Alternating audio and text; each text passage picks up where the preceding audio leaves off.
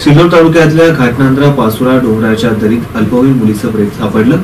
मुलीची ओळख पटली असून सीमा रामा राठोड असं तिचं नाव आहे। सीमाच्या मारेकऱ्यांना अटक केल्याशिवाय प्रेत ताब्यात घेणार नसल्याची भूमिका नातेवाईकांनी घेतल्यानं तणावाचं वातावरण निर्माण झालं होतं।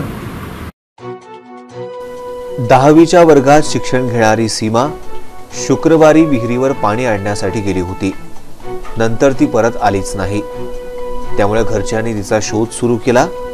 गावालगतच्या विहिरीत आणि नातेवाईकांकडे शोध घेतला, मात्र सीमाचा काही थांगपत्ता लागला नाही।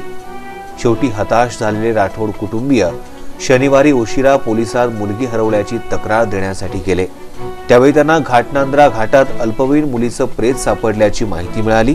घटनास्थळी जाऊन पाहणी केली असता ते प्रेत सीमाचं असल्याची ओळख पटली आणि एकच आक्रोश सुरू झाला। खोल दरीत 170 ते 200 फूट फेकण्यात आल्यानं लवकर ओळख पटली नव्हती। घटनास्थळावर श्वान पथकाद्वारे चौकशी करण्यात आली। सदर घटनेचा पोलिसांनी पंचनामा करून प्रेताची उत्तरीय तपासणी करण्यासाठी औरंगाबादच्या घाटी रुग्णालयात पाठवलं। मुलगी नामे सीमाबाई रामदास राठोड ही हिरीवर पाण्याला गेला असताना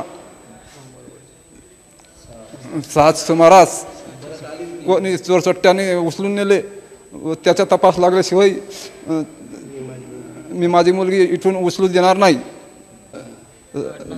घाटनांद्राच्या घाटामध्ये मणिदेवीच्या पाठीमागं गळाला फासा मारून खाली ढकलून फेकले होते। मी हनुमंतखेड्याचा सीमाचा काका असून आमच्या परिवाराला फार मोठी दुःखाची घटना घडलेली आहे।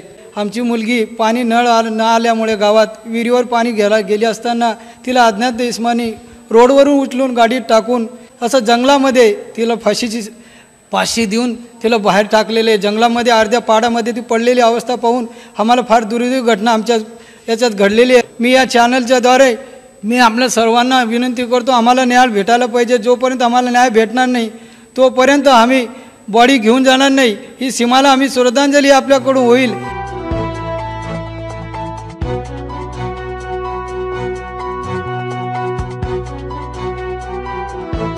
सीमाच्या मारेकऱ्यांना अटक केल्याशिवाय प्रेत ताब्यात घेणार नसल्याची भूमिका नातेवाईकांनी घेतल्यानं तणावाचं वातावरण निर्माण झालं होतं। सिल्लोड ग्रामीण पोलीस स्टेशनला अज्ञात आरोपींविरुद्ध खुनाचा गुन्हा दाखल करण्यात आला असून पुढील तपास पोलीस करत आहेत।